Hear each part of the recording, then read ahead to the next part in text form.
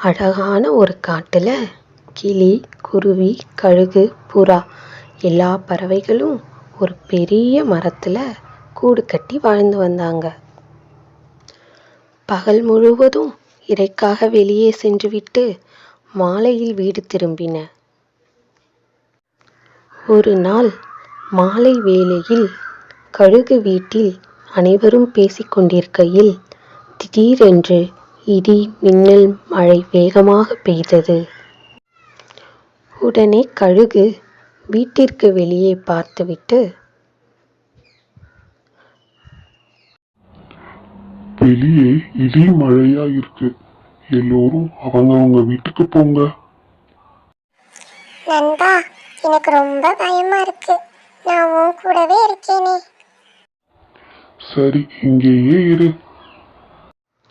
கிளியும் குருவியும் அதன் வீட்டிற்கு சென்றது. சிறிது நேரம் கழித்து கிளி கூட்டிலிருந்து வெளியே எட்டி பார்த்தது. மரங்கள் வேகமாக காற்றில் ஆடியது. வெள்ளம் கரை புரண்டோடியது. நேரமாக ஆக வெள்ளம் அளவு மேலே உயர்ந்து கொண்டே வந்தது. அச்சச்சோ, ரொம்ப பயமா இருக்கே, பேசாம குருவியோட வீட்டுக்கு போயிடுவோம்.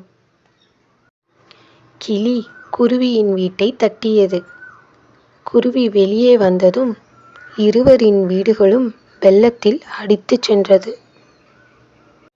கழுகோ புறாவை கொன்று அதை சமைத்து சாப்பிட்டு கொண்டிருந்தது. ஹா ஹா ஹா, புறாவே, என்னை பற்றி தெரியாமல் என்னிடம் வந்து மாட்டிக்கொண்டாயே. கழுகு கதவை திறக்காமல் புறாவின் கறியை சுவைத்து சாப்பிட்டு கொண்டிருந்தது. வெகு நேரமாகியும் கழுகு கதவை திறக்காததால் கிளியும் குருவியும் அங்கிருந்து சென்றன. உயரமான இடத்தில் வாழை இலையின் அடியில் நின்று கொண்டன. கழுகு சாப்பிட்டு முடித்துவிட்டு பொறுமையாக கதவை திறந்தது.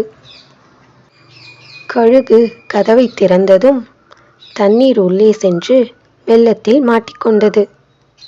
தண்ணீரில் மூழ்கி இறந்து போனது.